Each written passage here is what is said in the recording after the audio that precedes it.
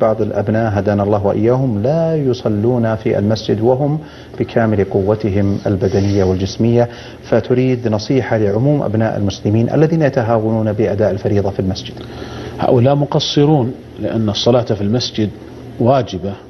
قد جاء في صحيح مسلم عن أبي هريرة رضي الله عنه أن رجلا أعمى أتى النبي صلى الله عليه وسلم فقال: يا رسول الله، إني رجل أعمى وليس لي قائد يلائمني يقودني للمسجد، فهل تجد لي رخصة في أن أصلي في بيتي؟ فقال له النبي صلى الله عليه وسلم: هل تسمع حي على الصلاة حي على الفلاح؟ قال: نعم. قال: فأجب. وهذا الحديث رواه مسلم، وجاء في رواية عند غير مسلم: فإني لا أجد لك رخصة. الله.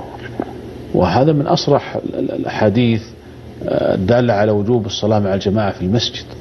ومن جهة الصناعة الحديث حديث صحيح رواه مسلم. الله.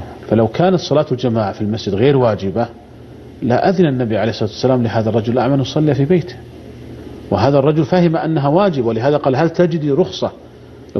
لو أن الصحابي فهم أنها غير واجب ما قال: هل تجد رخصة؟ لأن الرخصة لا تكون إلا من واجب، لا تكون من مستحب. والنبي عليه الصلاة والسلام هل رخص له؟ قال: هل تسمع حي على الصلاة حي على الفلاح؟ قال: نعم. قال: فأجب. لم يرخص له.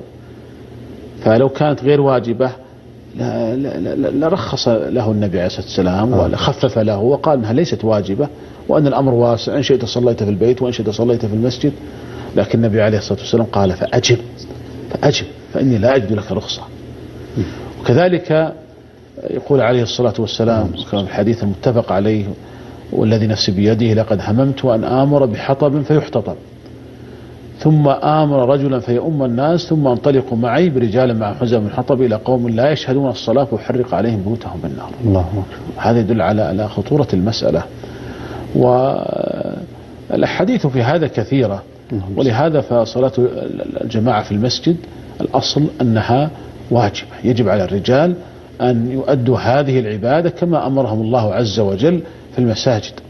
وهذا هو المعروف عن الصحابة رضي الله عنهم. يقول ابن مسعود رضي الله عنه كما في صحيح مسلم: ولقد رأيتنا، يعني الصحابة، وما يتخلف عنها، يعني صلاة الجماعة في المسجد، إلا منافق معلوم النفاق.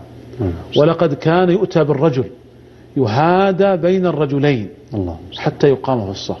يعني الرجل يكون مريضا ومعذورا ويصر على أن يصلي صلاة الجماعة في المسجد، حتى إنه يهادى بين الرجلين، يعضد له من اثنين حتى يقام في الصف. وذلك لعلم الصحابة بعظيم شأن الصلاة مع الجماعة في المسجد. فينبغي أن يحرص المسلم على الاهتمام بهذه العبادة، وأن يؤديها كما أمره الله عز وجل، أن يؤدي الصلاة مع جماعة المسلمين في المسجد.